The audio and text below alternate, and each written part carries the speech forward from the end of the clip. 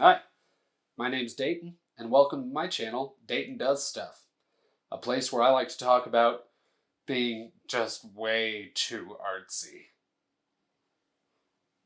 What I want to talk about today is really just my favorite lesson that I ever learned when I was a wee little piano lad.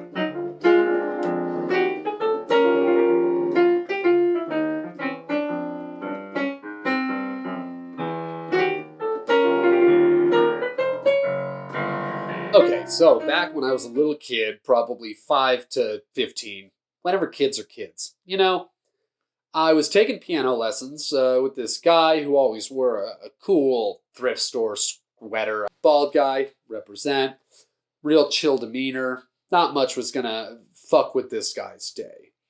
And he's watching me, with the intent piano teacher stare.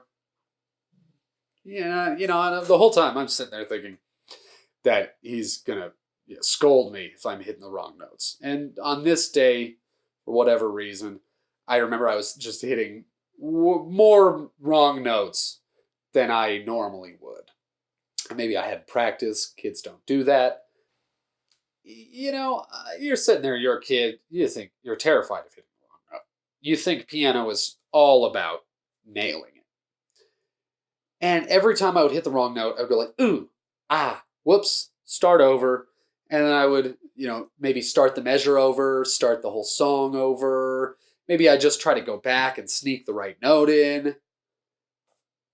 But then, I don't know, like, he stopped me and was like, said the craziest shit ever. He was like, forget about hitting the right note. You don't have to do that. It doesn't matter. And it blew my mind. And, I asked him to clarify, and he starts going on and tells me a story about Buddy Guy. Yeah, it starts off, Buddy Guy's at a concert. He's playing, he's jamming out, and he hits just the wrongest note that you could ever hit. And this is big. He's a professional. He's Buddy. He's a legend. And he just ignores it. Hits the wrong note.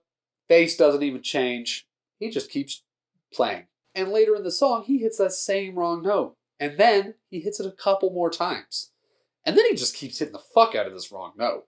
And you're like, what are you doing, Buddy Guy? You're crazy. But the audience loved it. His bandmate asked him after the show. He's like, oh yeah, right on. Like, what was up with that wrong note? He's like, well, in a cool Buddy Guy voice. He's like, well, if you hit the wrong note enough times, people think you played it on purpose. And I loved it. It was great. And it's kind of a classic jazz story. It was kind of liberating. I remember learning that and taking it into pretty much everything from there on out. Yeah, school, dating, relationships in general, other art, photography, sketching, like anything. When you realize that the most important thing is keeping the beat and not the right note, it really does give you a lot of confidence to go out and keep playing, right? If you think of life as a dance, that it's not going to stop. Nobody stops and goes like, well, let's wait for him to hit the right fucking note. No.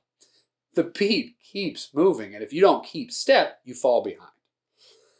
Learning this at a young age was very, very helpful in things like writing, even. Sometimes you write something really shitty. I get that. You just write another thing. You can go back and try to fix it. Editing has its place, but you can't obsess over the last piece, right? If you're a painter, think of Bob Ross. He hits something, he's just like, oh, it's a happy accident. There's no mistakes in painting. There's just happy accidents. Same lesson. If you make a mistake, don't give it really much attention. Just let it go. Move on to the next beat.